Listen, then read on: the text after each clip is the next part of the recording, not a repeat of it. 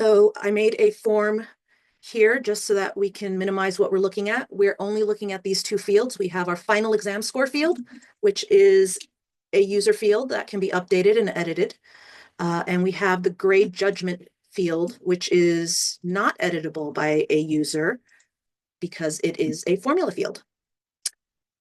And let's go ahead and simplify this. If you create your own formula field, this box will be empty. And if you're editing something that somebody created before you, their formula will appear in this box.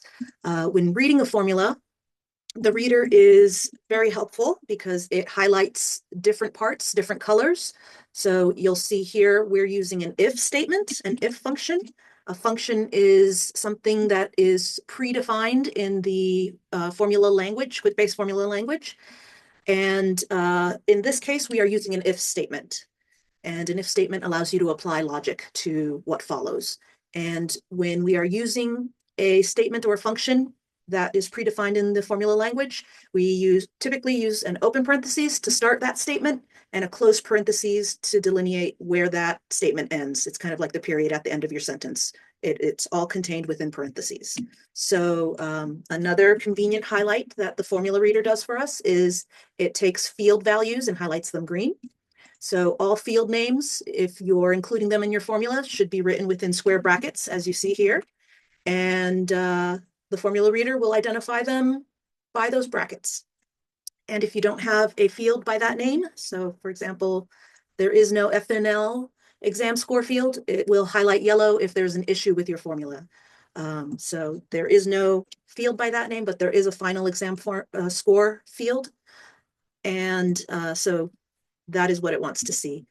You can use operators in your logic. So if you remember your middle school, high school algebra class, all of those sorts of notations work here.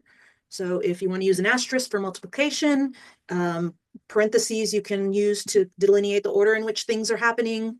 But this is an operator. And so if we start reading this formula, we start with if, which is our if statement, open parentheses.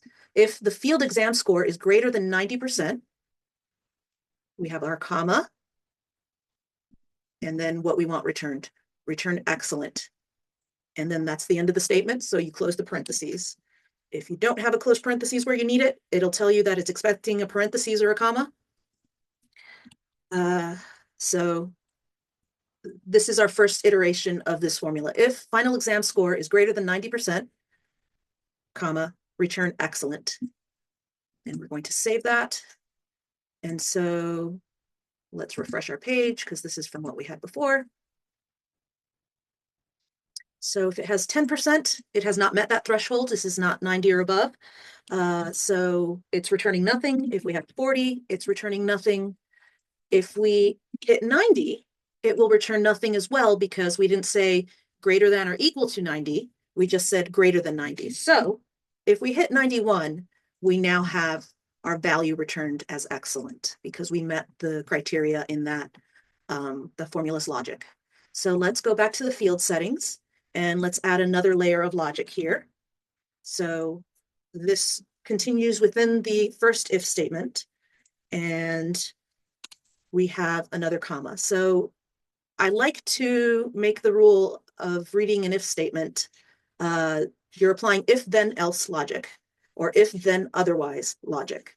So if your first comma is then, any other comma following that is otherwise. So if final exam score is greater than 90%, return excellent.